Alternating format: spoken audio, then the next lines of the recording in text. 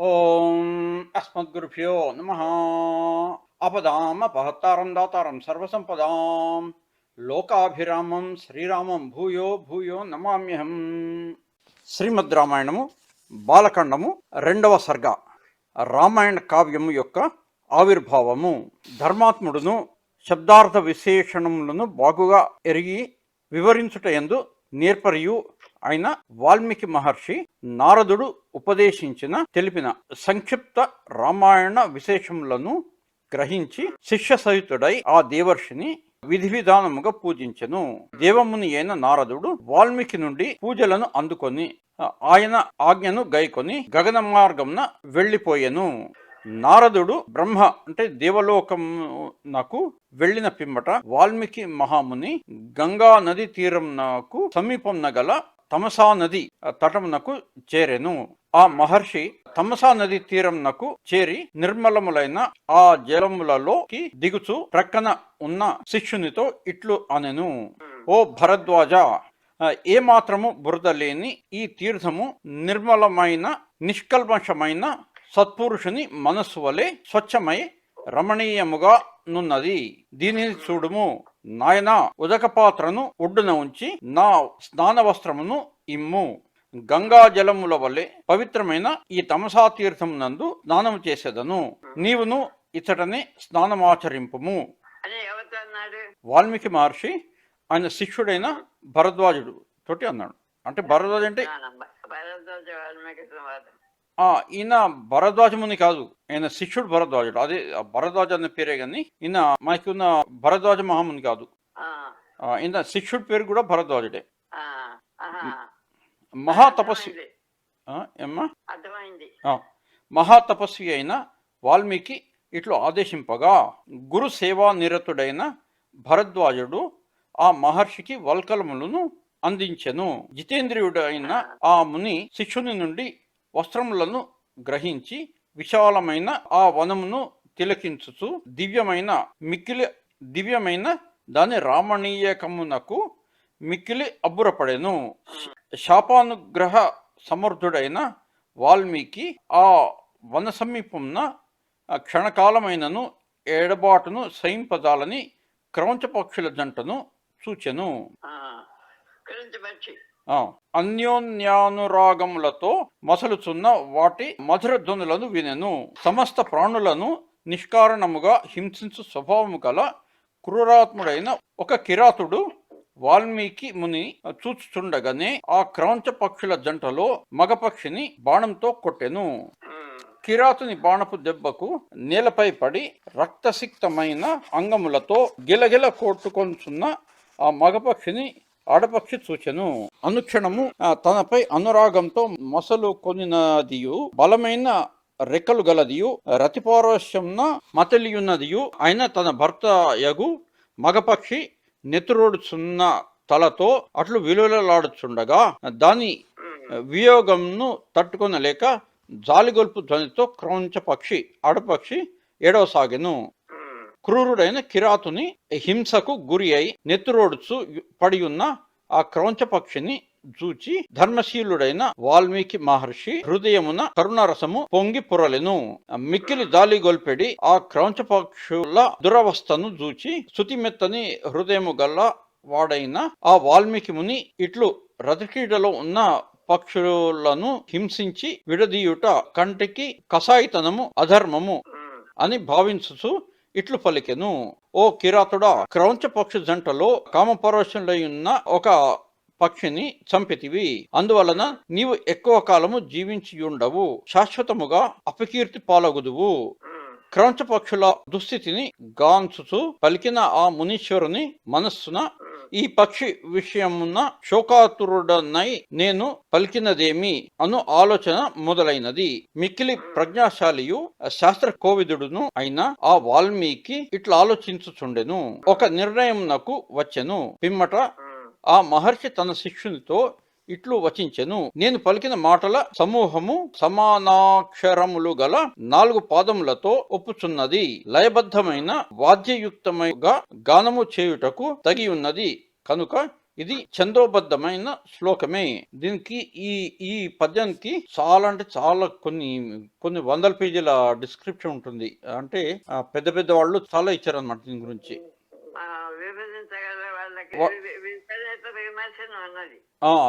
దాని గురించి చాలా ఇచ్చారు. అంటే దీంట్లో చాలా అర్థాలు ఉన్నాయి ఈ ఒక్క శ్లోకంలో.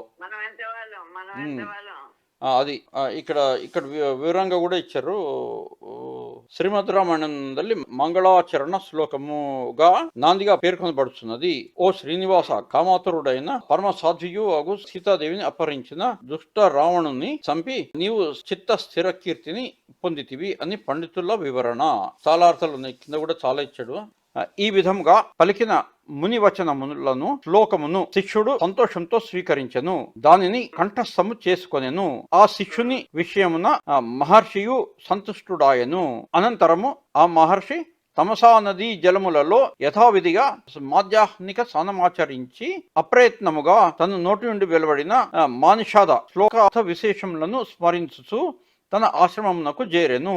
వినయ సంపన్నుడు, వేదశాస్త్రములను అభ్యసించిన వాడు, మానిషాద శ్లోకమును ధారణ చేసిన వాడు అయిన భరద్వాజుడను పేరుగల ఆ శిష్యుడు కలశమున నీరు నింపుకొని గురువు గారి వెంట ఆశ్రమమునకు వచ్చెను. ఆ మహర్షి శిష్యునితో కూడి ఆశ్రమమున ప్రవేశించి దేవపూజాదిక ధర్మములను నిర్వర్తించెను. పిమ్మట సుఖాసీనుడై నదీ తీరంన జరిగిన సంఘటనలని తలుపోయిచు ఇతర కథా ప్రసంగములను, పురాణ పారాయణాది కార్యక్రమములను నిర్వర్తించెను. సృష్టికర్తయు అది మనసులో నడుస్తూ ఉంది, మిగతా పనులన్నీ నడుస్తున్నాయి. అట్లా సృష్టికర్తయు లోకములకు అధిపతియు మహా తేజశాలియు అయిన చతుర్ముఖ బ్రహ్మ ఆ వాల్మీకి మహర్షిని చూచుటకై స్వయముగా ఆయన ఆశ్రమమునకు విచ్చేసెను. అంతటా వాల్మీకి ఆ బ్రహ్మదేవుని చూచి పరమాశ్చర్యంతో కుశల ప్రశ్నలు గావించెను. శాస్త్రోక్తముగా క్రమముగా సర్వోపచారములా నొనర్చి సాష్టాంగ దండ ప్రణామములు చేసెను. లేచి నిలబడి ఏకాగ్రచిత్తుడై మౌనముగా ఆయనకు అంజలి ఘటించెను. పిమ్మట ఆ బ్రహ్మదేవునకు పాద్యమును అర్ఘ్యమును సమర్పించి ఆయనను సుఖాసుని గావించి స్తుతించెను. అనంతరము బ్రహ్మోపదేశమునకు అర్హమాగున్నట్లుగా పూజింపబడిన ఆసనములపై ఆసీనుడై బ్రహ్మదేవుడు వాల్మీకి మహర్షిని కూర్చొనుటకు ఆజ్ఞాపించెను. బ్రహ్మ యొక్క అనుజ్ఞతో వాల్మీకియు కొంచెం ఎత్తు తక్కువగానున్న ఆసనముపై కూర్చొనెను. బ్రహ్మ ఎంతటి వాడు సాక్షాత్తుగా బ్రహ్మయే ఎదుట కూర్చొని ఉన్నప్పటికీ వాల్మీకి క్రౌంచపక్షి కిరాతునిచే చంపబడిన దృశ్యంని మనస్సున చింతించుచుండెను. క్రౌంచపక్షిని వేటాడవలెనని దుర్బుద్ధితో పాపాత్ముడైన కిరాతుడు ఎంతటి క్రూర కార్యము చేసినాడు. రతిక్రీడలో మునిగి మధుర ధ్వనులు చేయుచున్న క్రౌంచపక్షిని ఆ కిరాతుడు నిష్కారణంగా వధించెను గదా. ఆ దృశ్యంని తలంచుచు ఆడు క్రౌంచపక్షి యొక్క దురస్థను కూడా స్మరించుచు కరుణార్ద్ర హృదయుడై తాను అప్రయత్నముగా పలికిన మానిషాద అను శ్లోకంనే మనస్సులో మరల పఠించెను. అంతటా బ్రహ్మ తన అభిమతానుసారమే అతని ముఖంన ఆ పలుకులు వెలువడినవి అని భావించెను. చిరునవ్వు నవ్వుచు ఆ మహర్షితో పలికెను, నీవు కనికరంతో పలికిన మాటలు ఛందోబద్ధమైన శ్లోకమే. ఈ విషయంన విచారింపవలసిన పని లేదు. ఓ బ్రాహ్మణోత్తమ, ఈ నీ వాక్కు అంటే బ్రాకెట్లో సరస్వతిదేవి వాక్కు నా సంకల్పం ప్రకారమే ప్రవర్తిల్లినది. ఓ ఋషీశ్వర, నీవు శ్రీరామచరితంను సంపూర్ణముగా ఇట్టి ఛందస్సులోనే రచింపుము. శ్రీరాముడు ధర్మాత్ముడు, ధర్మమును స్వయముగా ఆచరించుచు ఇతరులచే ఆచరింపజేయుచుండెను. కరుణాళువు, సకల సద్గుణ సంపన్నుడు, గొప్ప ప్రజ్ఞాశాలి, మేరు నగధీరుడు అని లోకంన ఖ్యాతికెక్కినవాడు. అట్టి శ్రీరాముని చరిత్రను నారదుడు నీకు తెలిపిన ప్రకారము వర్ణింపుము.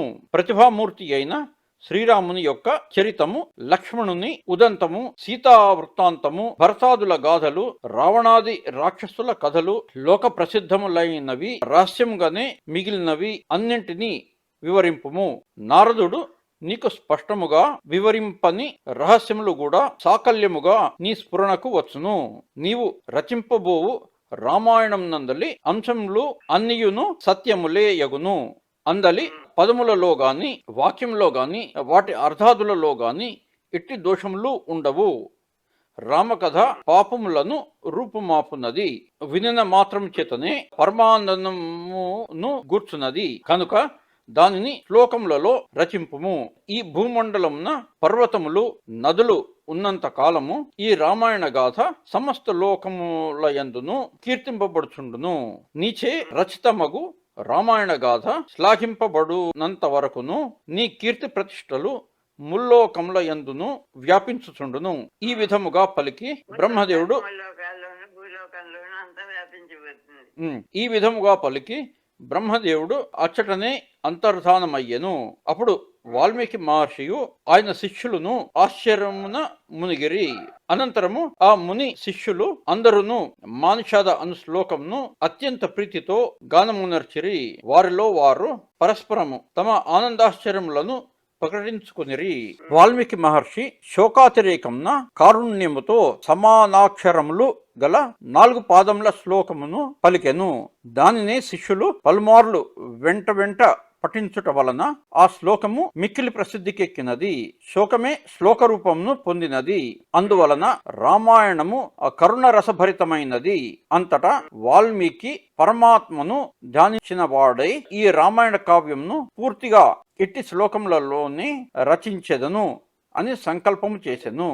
మిక్కిలి ధిశాలియు ఋషులలో సుప్రసిద్ధుడును అయిన వాల్మీకి వాసికెక్కిన శ్రీరాముని యొక్క కీర్తి పరిమళములను ముల్లోకములలో గుబాళింపజేయునట్లు రామాయణ కావ్యమును సమానాక్షరములు గల పాదములతో విశేష వృత్తములతోనూ అర్థవంతములైన చక్కని పదములతో వందల కొలది 24,000 శ్లోకములతో మనోహరముగా రచించెను. వాల్మీకి మహర్షి ప్రణీతమైన ఈ మహాకావ్యము రఘువంశోత్తముడైన శ్రీరాముని చరితమును దశకంఠుడైన రావణుని వధను వర్ణించుతున్నది. ఇందలి సమాసములు సంధులు శాస్త్రానుకూలములై చక్కగా కుదురుకొనినవి. రసస్ఫోరకములై మధురములై అర్థవంతములైన వాక్యాదులతో ఇది కూర్చబడినది. అట్టి ఈ రామాయణ కావ్యంను వినుడు అని వాల్మీకి శిష్యులకును లోకమునకును వెల్లడించెను. ఇత్యార్షే శ్రీమద్ రామాయణే వాల్మీకి ఆదికావ్యే బాలకాండే ద్వితీయ సర్గః. వాల్మీకి మహర్షి విరచితమై ఆదికావ్యమై శ్రీమద్ రామాయణం నందలి బాలకాండయందు 2వ సర్గము సమాప్తము. ఓం అస్మభ్యో నమః. స్వస్తి ప్రజాభ్యః పరిపాలయంతాం న్యాయేన మార్గేణ మహిమైషాః. గోబ్రాహ్మణేభ్యः లోకాः సమస్తాः సుఖినో భవంతు. అజ్ఞానినాం మయా దోషాన్ శేషాన్వితాన్ హరే క్షమస్వత్వం శేషశైలే శిఖామణే. కాయన వాచా మనసేంద్రియైర్వా బుద్ధ్యాత్మనా వా ప్రకృతి స్వభావాత్ కరోమి యత్సకలం పరస్మై నారాయణాయ సమర్పయామి. శ్రీమన్నారాయణ సమర్పయామి. సర్వం శ్రీకృష్ణార్పణమస్తు. సర్వం అస్మద్గురుచరణానందార్పణం. సర్వం అస్మద్గురుతుల్యచరణానందార్పణమస్తు. ఓం శాంతి శాంతి శాంతి. స్వస్తి.